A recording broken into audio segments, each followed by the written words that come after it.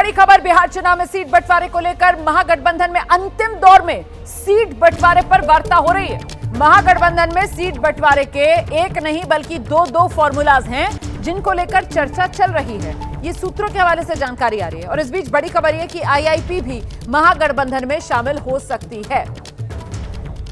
पशुपति पारस की पार्टी महागठबंधन में शामिल नहीं होगी। सूत्रों के हवाले से यह जानकारी भी सामने निकल कर आ रही है। आईआईपी महागठबंधन में बिहार विधानसभा चुनाव में शामिल हो सकती है, ये जानकारी सामने निकल कर आ रही है।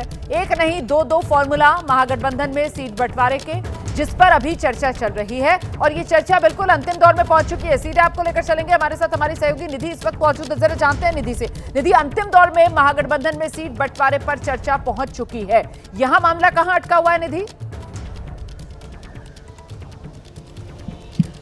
देखिए, यहाँ पर सिर्फ इंतज़ार किया जा रहा है। आज एक आखिरी बैठक होनी है देर शाम।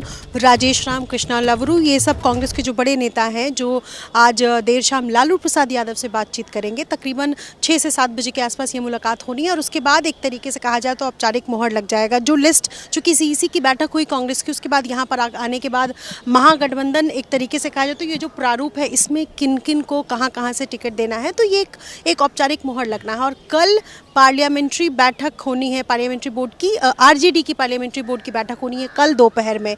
और कल देर शाम या रात तक संभव है कि सीट शेयरिंग को लेकर के ऐलान महागठबंधन की तरफ से हो जाए। और जो मेरी जानकारी है इसमें 2 सीटें जेएमएम के खाते में जा सकता है। इसके अलावा पशुपति पारस की पार्टी को 3 सीट मिल सकती है। इस बार पहली बार पशुपति पारस की पार्टी एलजेपी से अलग होकर के चुनाव लड़ रही है। जाहिर सी बात है पिछले चुनाव से इस बार अलग तस्वीर है और ऐसे में पशुपति पारस की पार्टी को 3 सीटें मिल सकती हैं। कांग्रेस और वीआईपी और आरजेडी, ये 3 पार्टी जो कि 3 बड़ी पार्टी इसमें नजर आएगी। तो कुल मिलाकर सीट शेयरिंग का लगभग मामला जो है सिर्फ और सिर्फ लालू प्रसाद यादव से आज जब मुलाकात होगी उसके बाद औपचारिक मोहर लगने का इंतजार किया जा रहा है। जी, बहुत शुक्रिया आपका इस तमाम जानकारी के लिए। नजर बनाकर रखिएगा, जैसे कोई अपडेट होगा सबसे पहले एबीपी न्यूज के दर्शकों तक हम पहुंचाएंगे।